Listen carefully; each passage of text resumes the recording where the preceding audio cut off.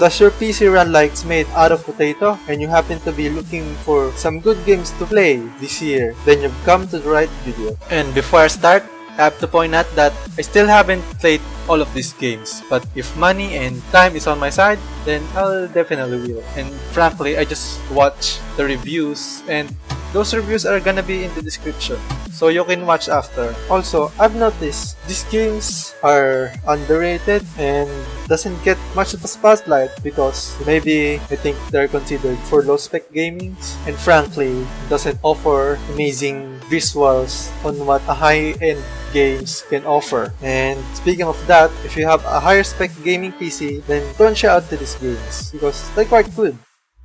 Hyperlight Drifter offers an mysterious, minimalistic story with an isolating and peaceful atmosphere, and a Zelda Souls-like gameplay. It has beautiful pixel art game. It has secrets that can be satisfying if you uncovered it. The combat is fast, solid, and challenging, with a mix of sword-gun combat and the ability to dodge, which I think looks pretty cool. While all that good stuff, it has some flaws. It has some collision detection issues, and the sense of adventure can be off sometimes because of the unvarying characters. While it requires polishing for what it's trying to be, overall, it's a beautiful and a satisfying game.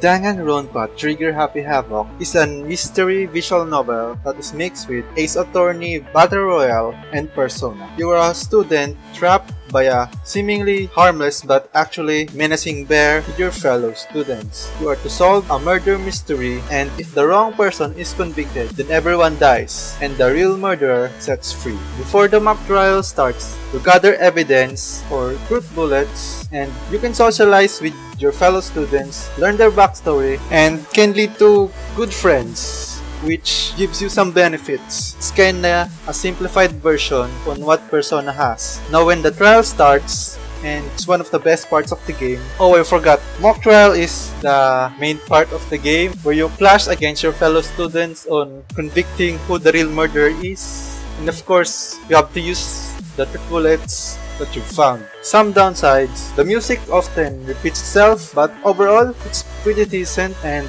it heightens the tension during the mock trials. This game is pretty weird, and you'll more than enjoy it if you like anime, and if not, it's still pretty decent for you.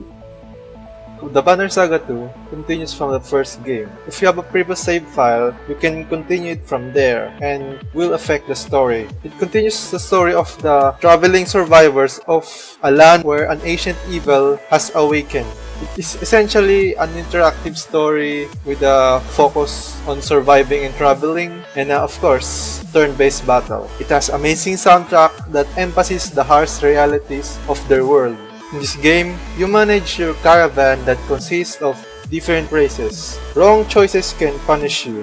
Now, the combat is less frustrating than before, and can be punishing if you are careless. Unlike most games, losing a battle isn't the end. It continues from there, but of course, with a heavier consequence. The sound design is done poorly, like their weapons doesn't sound like weapons, or at least deadly. Voice acting are minimal, which can turn off some players. Beware that the story is text heavy. It can be slow for some players, but most issues from the previous game are fixed, while some remain. But if this game is your thing, then you're definitely gonna have a good time. The Witness is a minimalistic puzzle exploration game which you can easily lost into, but with a goal to solve the puzzles that gets increasingly difficult. Exploring this game can lead you to interesting secrets and helpful clues. The story is open-ended. It is told by the left voice messages, which you interpret on your own. Its puzzles has its own language, and any kinds of players can easily grasp on. It has vibrant colors, different landscape, and knows its style. The sound and music of this game is minimalistic, which is perfect for this game. The Witness is a stimulating and a beautiful game, and without a doubt, worth a try. Summer's 3 is a point-and-click exploration adventure game, and of course, has puzzles. Its interesting interactive world has a unique, hairy, and organic art style done with high quality. The animation blends well with the environment, and the sounds are outworldish, which is done well.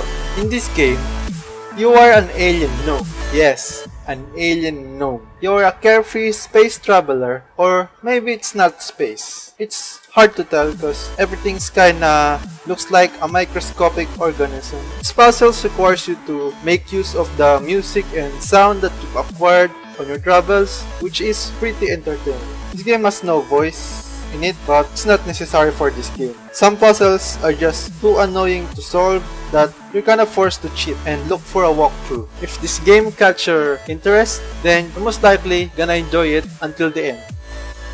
Enter the Gungeon is a fast-paced bullet hell shooter which at its core is Binding of Isaac. Its procedurally generated world offers tons of items to find and enemies to fight. Also, it also wants the player to rely on their skill rather than the items they find. If you like bullet hell shooters, then hey, why not check this out?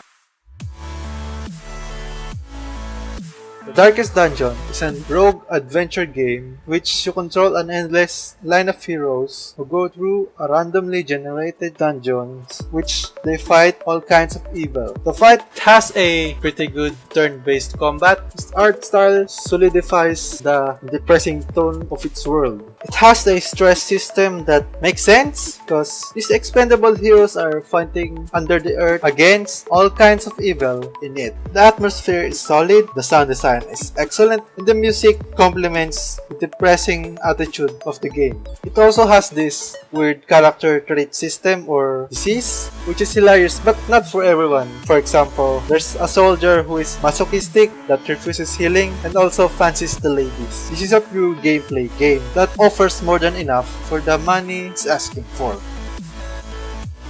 Slain Back from Hell literally came back from hell because upon its initial release, this action platforming game had a very bad review. The devs tried to save it, and they did, and succeeded to turn it into a good game. On this game, you have to utilize your weapons and magic when dealing with an enemy. So don't expect to mindlessly spam the same button to win, and can be satisfying if you did. Its interesting setting combined with its music is a nice setup. The boss fights are challenging and enjoyable, but it has some downsides, such as some levels aren't interesting and can be repetitive. This game was saved from hell, but it's not lifted to a perfect state, but it's definitely a good game.